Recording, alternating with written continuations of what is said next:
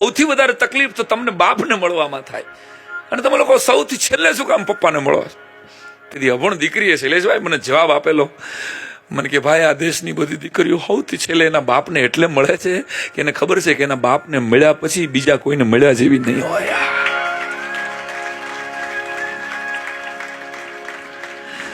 बाबुल पछताए हाथों को मलके, काहे दिया परदेस टुकड़े को दिल के, आंसू लिए सोच रहा दूर खड़ा रे, चल रही सजनी अब क्या सोच, कजरा ना बह जाए रोते रोते.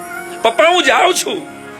આટલા શબ્દ જ્યાં દીકરીના મોઢામાંથી નીકળે ને ત્યાં તો ઢગલો થઈ ગયો હોય સાહેબ. પાનખર જેમ વડલો પોતાના પાંદડા ખરી નાખે એમાં તેવડ ન હોય, આખા ગામને ઊભું રાખી દે એવો મર્દ માણસ. બેટા સુખી થાજો. બે હાથ ને ત્રીજું મસ્તક નમાવીને ધ્રુજતો હાથ દીકરીની માથે મૂકે. અને મેં તો એવા બાપ જોયા છે સાહેબ કે બે હાથ ને ત્રીજું મસ્તક નમાવીને દીકરીને પગે લાગે કે બેટા જાતા જાતા તારા રાખ બાપના ઘરમાં કઈક પુનાઈ રાખતી જાય છે, નકર ધનોત પનોત નીકળી જશે.